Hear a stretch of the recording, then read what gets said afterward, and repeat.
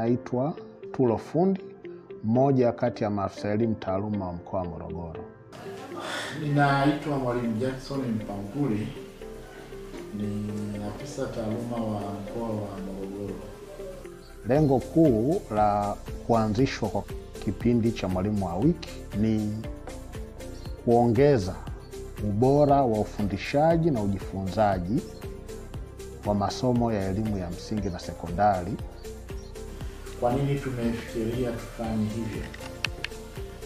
Itakuwa ni nafasi ya mwalimu huyo ambaye atakayepata nafasi ya kushiriki katika kurekodiwa huko kuonyesha umahiri wake. Walimu wawe huru kutoa maoni yao baada ya kutazama kipindi cha mwalimu mwenzao. Lakini vile vile itakuwa ni nafasi ya kufanya tathmini kwa upande wa mwalimu mwenyewe, kwa maana ya kwamba yeye pia baada ya kipindi kurekodiwa atakuwa na wasaa wa kuangalia jinsi ambavyo ametimiza jukumu lake. Lakini lingine pia itakuwa ni njia mojawapo ya sisi wenyewe kama viongozi wa masuala ya elimu kufanya tathmini, kuona walimu wetu wanatekelezaje majukumu yao. Leo katika kipindi cha Mwalimu wa Wiki, kwa niaba ya afisa elimu mkoa ambaye ndiye mwanzilishi wa kipindi hiki, tumetembelea shule ya sekondari Morogoro Sekondari iliyopo katika manispaa ya Morogoro mkoani Morogoro. Na leo hii hapa tutakutana na mkuu wa shule ambaye pia atakuwa amemchagua mwalimu wa wiki kwa kuzingatia vile vigezo vilivyoainishwa. Na leo tutaona anatekeleza vipi majukumu yake, ikiwemo ni njia zipi anazotumia katika kufundisha, lakini vile vile tutaona ni namna gani anashirikisha darasa lake wakati wa ufundishaji. Twende tukaone. Kwa majina yangu naitwa Mwalimu Joseph Kretus Kapiuka, ni makamu mkuu wa shule Morogoro Sekondari. Kwanza kabisa napenda kuchukua nafasi hii kumshukuru afisa elimu wetu mkoa Joyce Baravuga kwa wazo zuri ambalo amekuja nalo, ambalo na hakika litaweza kuinua kiwango cha ufaulu na kuhamasisha walimu kujituma zaidi kwa kuanzisha wazo la kuwa na mwalimu wa wiki. Kama makamu mkuu wa shule kwa hapa kwetu Morogoro Sekondari, kwa wiki hii mwalimu ambaye tumemchagua kuwa mwalimu wa wiki ni mwalimu Edgar Simba, mwalimu ambaye hakika ni mchapakazi, ni mwalimu ambaye anajituma kwa muda hata wa ziada. Utakuta unaweza kaja hapa asubuhi saa 12, utamkuta yuko darasani anafundisha vipindi vya kawaida, anaingia anafundisha, akipata muda wa ziada tena jioni anaingia anafundisha kwa kujitolea. Kwa hiyo kwa kweli anastahili kuwa mwalimu wa wiki. Asante sana.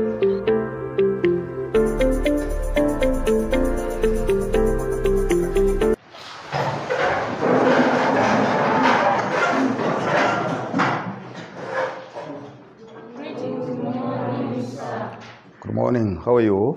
We are fine. Get seated.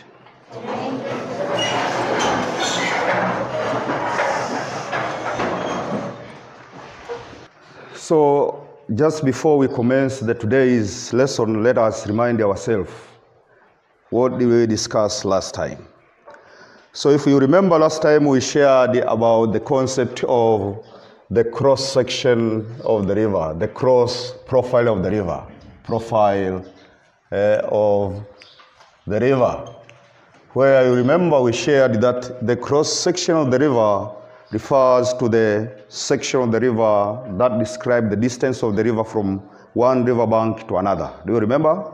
Yes. But again, you remember we said that the cross-section of the river usually it's not homogeneous in all stages of the river valley development.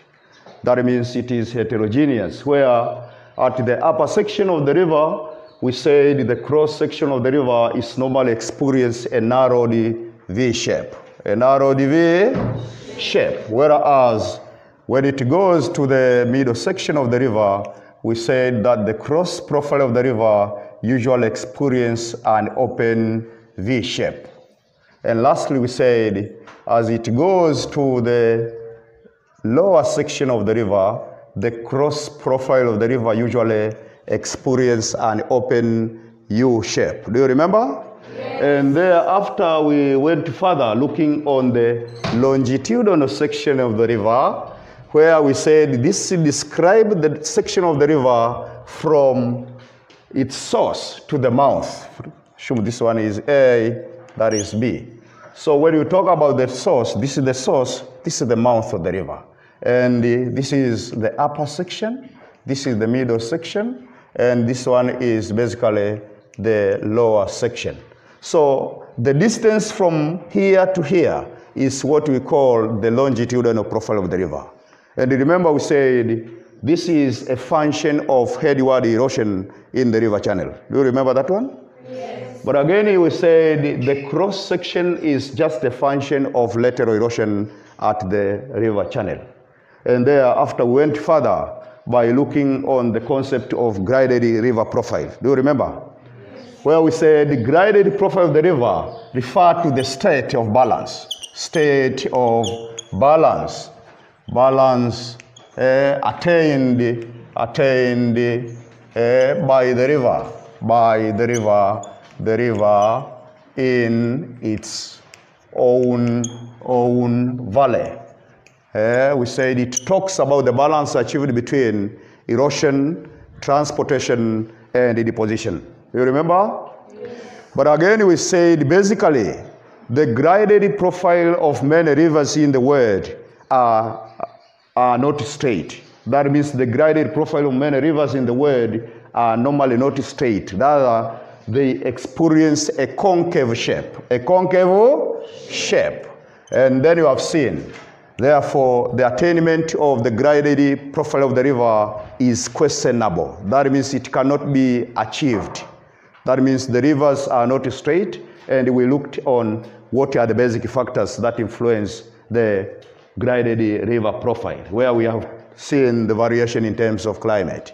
We talked about variation in terms of the nature of the rock, but also we have seen what we call climatic variation. As I said, we have seen continuous rate of erosion, we have seen river rejuvenation, the presence of obstacles, and so forth and so forth. Is that one very clear?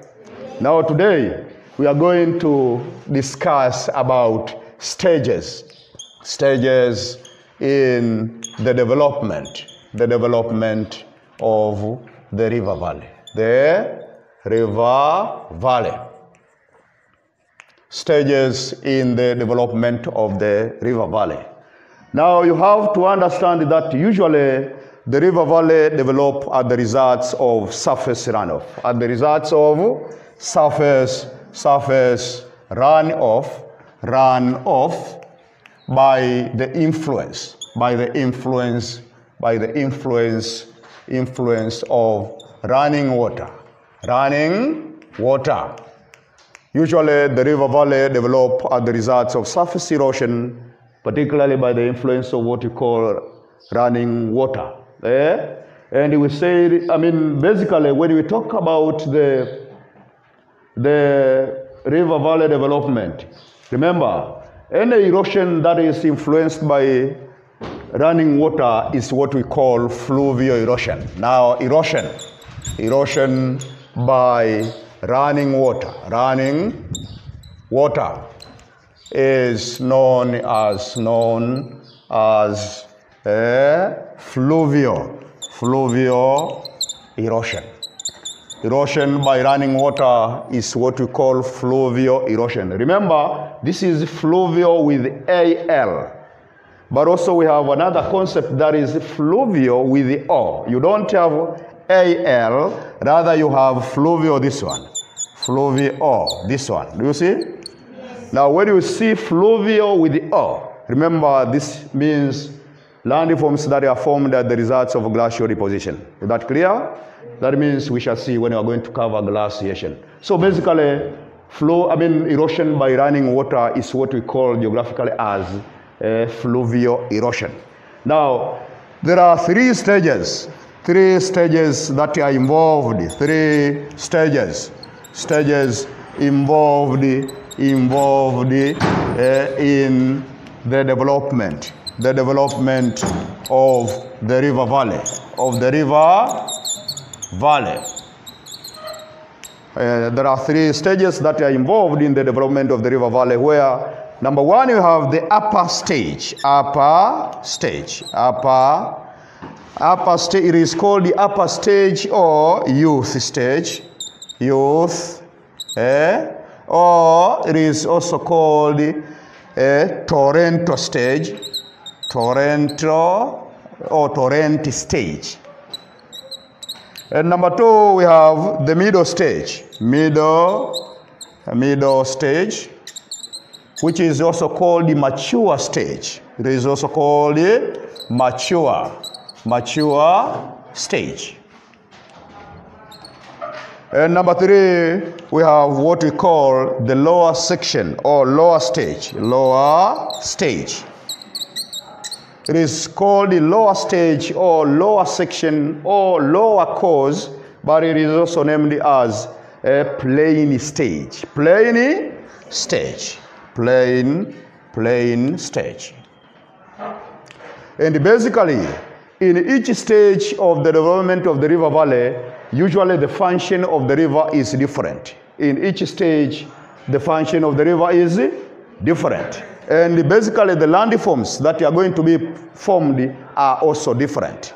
Now, let us start with stage number one, that is the upper stage.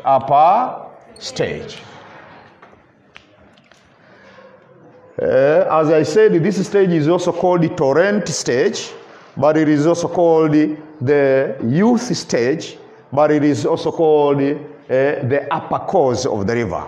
So this is the stage of the river where the river owns its origin. It is a stage whereby the river owns its origin, or it is the stage where the river starts. It is the stage where the river owns its origin, and it is the stage where the river starts. And at this stage, usually the slope of the land is high, steep slope. There is steep slope. As we said last time, you remember we said usually the river owns its origin in the highland areas. Is that clear? So if it owns its origin in the highland areas, automatically the nature of the slope should be very high. So the slope is basically high at the upper section. But again, the speed of the river, the velocity of the river is also high. The river is high. At the upper stage, the velocity of the river is very high. Very high, because it's a point where the river now starts. But again, we are saying that the main function of the river at the upper course, erosion. The main function is erosion. The main function of the river is erosion, particularly vertical erosion. That is particularly vertical erosion. Particularly vertical erosion that results to the deepening of the river valley. Remember last time we shared about vertical erosion. That clear? Yeah. So basically, the main function of the river is erosion, particularly vertical erosion that results to the deepening of the river valley. So this is what is happening at the upper section of the river, where the speed of the river is very high. The main function of the river is erosion, and also we are saying that the slope is very high, and the high slope or steep slope is what causes now the speed or the velocity of the river to be very high. Now from there, let us see the landforms. Landforms formed at the upper section of the river. Upper section of the river. The landforms that are formed at the upper section of the river, we have many of them. But number one, we have the V-shaped valley. V-shaped valley. V-shaped valley. V-shaped valley. This is a river valley with V-shape. When we say V-shaped, it means it have a shape, it looks like a V. It's a river valley with V-shape. That is formed is a river valley. Is a river valley with V-shape. With V-shape. This river valley with V-shape formed at the results. Formed as the results. Formed at the results of the dominance of vertical erosion, formed the results of the dominance of vertical erosion at the upper section of the river, upper section of the river. It looks like a V. That is the meaning of a river valley with V shape. So you can be able to draw like this one. It's a river valley with V shape formed at the results of the dominance of vertical erosion at the upper section of the river. So it can look like this one.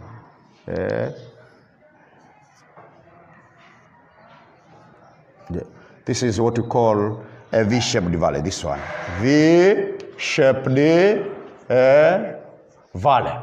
It's a river valley with a V-shape that is formed at the results of the dominance of vertical erosion in the river channel. That is, will form a structure that looks like a V. That is V-shape.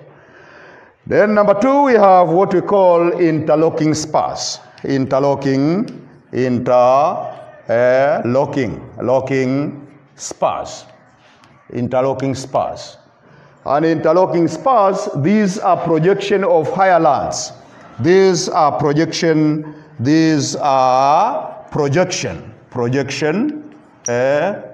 of higher lands that cuts across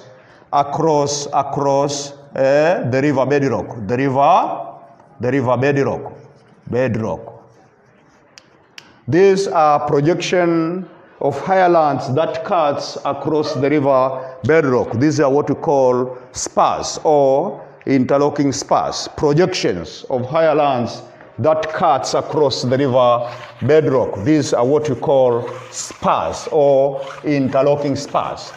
Why are we calling them interlocking? Because they are intersecting each other. They are called interlocking because they are they are intersecting or they are intermingling each other. This is the meaning. So they can look like this one. You can have like this one. So this one, it cuts across somewhere there. It cuts across. It cuts across. It cuts across. These are what we call spars. Spars. Because you cannot be able to see the river bedrock being very smooth. Rather, it's going to have some interlocking, some spars, some cuttings. And these are basically being cut by pebbles in the river bedrock. These are what we call spars or interlocking spars. But again, we have gorges, number 3. Gorges. These are steep-sided trough. These are steep-sided trough.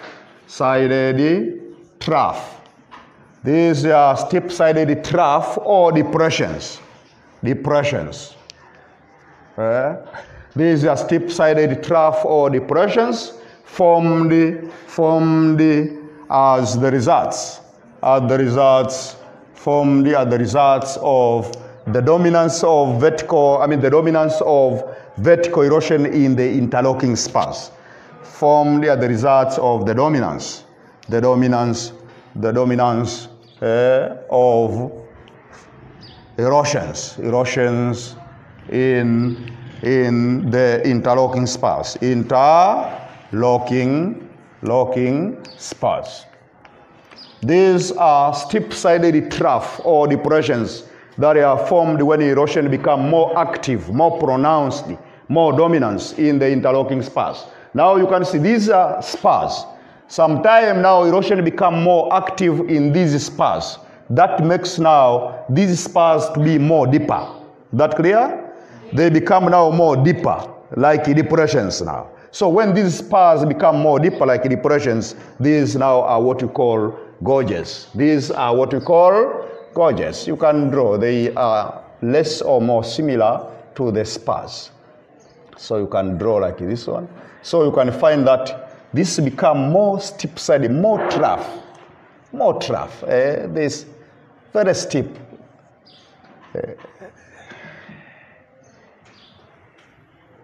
More steep-sided depressions.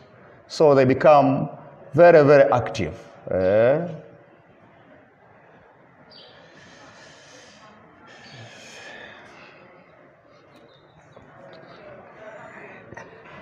So you can have, it can look like this one. It can look like this one, but it is not that much. It's not like a V, but basically there is very steep depression here, which is going to be formed. Very steep. Very, very steep, yes. It's going to be formed. These are what we call gorges. Gorges. These are gorges. Now, sometime, what is going to happen is that sometime these gorges, they may become more impressive in appearance. That means the morphological structure of the gorges sometimes become more attractive, more impressive, more beautifully. You can even enjoy to look at them. That clear? So when the gorges become more attractive in appearance, they are no longer called gorges. They are now called canyon. Canyons are gorges that looks more impressive in appearance. Canyons are gorges that looks more impressive in appearance. And their formation is a result of vertical erosion in the interlocking spars. That is what we call canyons. But again, we have another one which we call it as a Nicky Point. Nicky Point. Nicky Point. Now, a Nicky Point is basically a bend. Is a bend or is a point. Is a bend. Bend or point. Point where water suddenly descend. Where water suddenly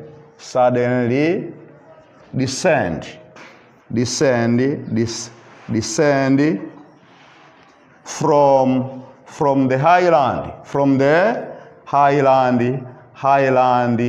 to the lowland areas. The lowland area is a point where water suddenly descend from the highland areas to the lowland areas. That is what you call a Nicky Point. For example, if you have a river channel like this one, a river flow like this one, somewhere here there is a bend where water starts to fall very rapid like this one. Then this river continues. So a Nicky Point is this point here, where the river starts to descend the water starts to descend very suddenly, very rapidly. This is what we call Nicky Point. That is what we call a Nicky Point. It's a point where water starts to descend very rapidly or very suddenly from the highland areas to the lowland areas. That is what we call a Nicky Point. But apart from the Nicky Point, we have waterfall. Waterfall. We have waterfall here. Waterfall. That is number 6, waterfall. Waterfall. So make sure that when you write, you don't have to write in short form like this one. Waterfall. Now, waterfall refers to the sudden descent of water. Sudden descend of water, sudden descent of water from the highland to the lowland areas. Lowland area. Is the sudden descent of water from the highland to the lowland areas. That is what you call a waterfall. And basically, a waterfall is formed after a nicky point is developed. For example, here, you have this one is a nicky point. So automatically from this point, the water now starts falling down the slope very fastly, very quickly. Now, this point here, that is just below the nicky point, is what we have now, waterfall, this one. Waterfall. So waterfall is a sudden descent or rapid falling of water down the slope. And basically it is developing below the nicky point. That is what we call a waterfall. Now, we shall then see the geological structure that determines the formation of waterfall later. But let me finish the features in general. Then I will tell you the mechanism that is involved in the formation of waterfall. So, number 6, we have what we call plunge pool. Plunge pool. So, a plunge pool is a depression. It is a depression that is accumulated with water, and it is basically developed at the base of the waterfall. It is a depression that develop at the base of waterfall. It is a depression like landform that usually develop at the base of a waterfall. That is what we call a plunge pool. It's a depression. It's normally developing here at the base, because after this water falls suddenly down the slope, they are going to be accumulated somewhere there, and they form a very large depression, and that depression is what we call a plunge pool. That clear? So for those who have ever gone to Udzungwa, we have the highest waterfall somewhere Udzungwa, and when you try to observe that waterfall, at the base of that very big waterfall there is a depression, which is normally students goes there for swimming. They are swimming when they had a visit at that particular place. That is what we call a waterfall. So these three landforms can also be presented on the very same diagram. You can draw one diagram and indicate where is the nicky point, and where is the waterfall, and where is the plunge pool. Then number 8, you have potholes. That is potholes. These are small circular depressions. Small circular depressions. These are small circular depressions that are cut by pebbles on the river bedrock. These are small circular depressions that are cut by pebbles on the river bedrock. They are small depressions which are circular in nature. Small depressions which are circular in nature. These are what we call potholes. These are what we call potholes. These are potholes. After these potholes, we have another one which we call them as rapids. We have rapids.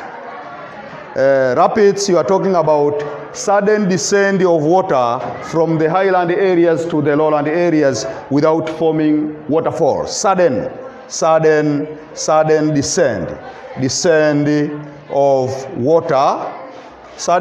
of water from the highland to the lowland area without forming waterfall. Sudden descent of water from the highland areas to the lowland areas without forming waterfall. That is what we call rapids. Sudden descent of water from the highland areas to the lowland area is what we call rapids. For example, you can have like this one. You have a river that flows this way. So here water can just flow very suddenly from the highland to the lowland areas, but they don't form waterfall. This is what you call rapids. Rapids. Sudden descent of water from the highland to the lowland areas without forming waterfall, that is rapids. And lastly, we have what you call boulders. Boulders. Lastly, we have boulders. Boulders are large pieces of rock that remain untransported due to their heavy weight.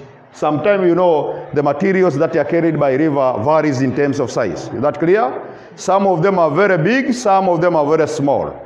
Those big materials cannot easily be transported to the mouth of the river, so they can remain on the way. So those large pieces that remain untransported due to their heavy weight is what we call boulders. Is that clear? This is what we call boulders.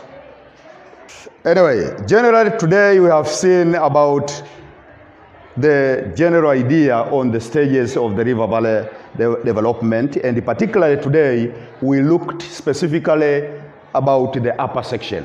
Is that clear? Where we said, how does this stage looks like? The characteristics of the stage. Where we said the speed of the river is high. We said it's the point where the river originates. We said usually the slope of the land is very high. And we said the main function of the river is erosion. I think you remember that one. Yes. Then we have seen some of the features that are basically formed at that stage. Can you try to point to them very quickly before we close? Landform number one? Number one? Pardon? V-shaped valley. V-shaped valley. It's better you raise up, then you speak out. Number two? Interlocking spars. Number three? Gorges. Number four? Waterfall. Number six? Canyons. Number seven? Naked points, etc., etc., etc. Is that clear? Yes. Is that one very clear? Yes. So, if God wish, next time we shall look at the mature stage of the river. But today, as an assignment, when you get your own private study, please try to read about the middle stage of the river, and then go further by reading about the lower section of the river before I come next time to continue with the presentation. Thank you very much.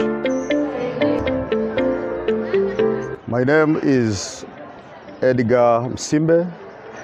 I am a geography teacher at Morogoro Secondary School, teaching advanced level class.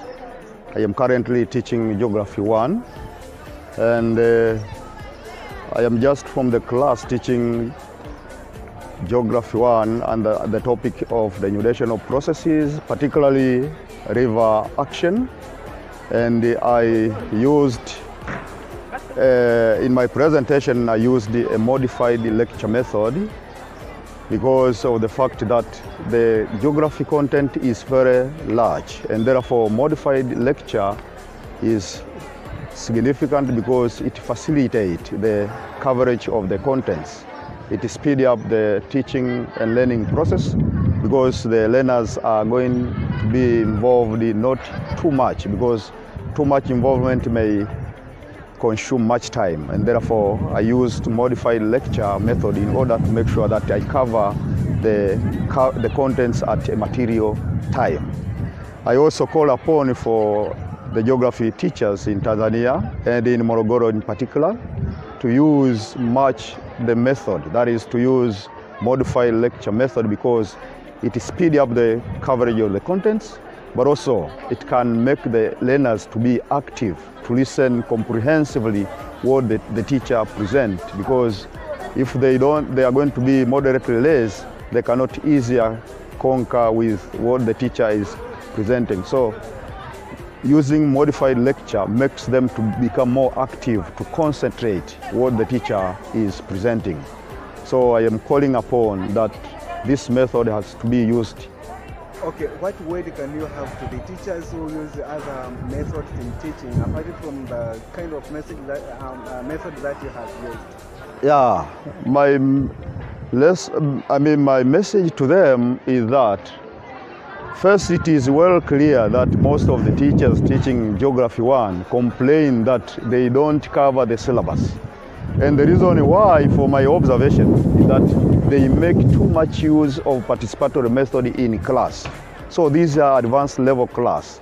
When you try to encourage them, to direct them, they can easier conquer with the use of what we call modified lecture method that can only help to cover the contents within the stipulated period. But otherwise, if they use too much participatory method in class, there is a danger of not covering the syllabus, and that may give room for most of the students not to manage to attempt better the national exam, because they will find the contents, some of them are not, they have not covered, and therefore they can even fail to do better in the exam. Okay, thank you very much. Or will you have a message or any opinion to the RIO, I mean the Regional Education Officer of Morogoro, Engineer Joyce Baravuga, for commencing this program of Mwalimu wa Wiki? Yes. Yes, first and foremost, let me congratulate much Engineer Joyce Baravuga for her innovations, because this is a very critical idea, and this shows that how active, how stable, how the knowledge of engineer is used, because this is an innovation, a creativity where not all RIO can have this idea. So I really appreciate her concern, and I really congratulate her and ask her to continue with this idea of formulating this period Mwalimu wa Wiki, because it can facilitate the teaching and learning process in schools. And even those students who may not have access to get reasonable information in schools, they can even peruse through the website and get more knowledge about the subject, the contents of different subjects. So I really appreciate her concern, and indeed she has showing best of her knowledge to commence this particular program, which is very seldom for RIO like her to come out with such kind of innovation. Indeed, I really appreciate her, and may His Almighty God grant her the best she wants. Thank you very much. My name is Mwalimu. I'm a Form 6 girl at the school by Sekondari. I'm very proud of my school, and today I've got to learn about the development of river profile in Geography 1 chapter. According to my teacher, I learned so many things about river development. I went the early stage, middle stage, no, only early stage, but I had to learn the middle stage and upper stage. In the early stage, I learned about vertical erosion, whereby the river develops its and in the young stage, I learned about several features from the gorge, canals, interlocking spurs, waterfalls, rapid, and so on. And according to my teacher, I'm very proud of him. His teaching methodology are very good, and I get to understand so many things. He always gives us chance to ask questions whenever necessary, and he gives us the time to read more, and he gives us the chance and priority to learn the real things before he comes to teach us. So it's good about my teacher. So it means you have enjoyed the lesson, did you? Of course, I enjoyed the lesson very much, and whenever I compare my opinions with my fellow students, the teacher was very interesting, and the teaching methods in the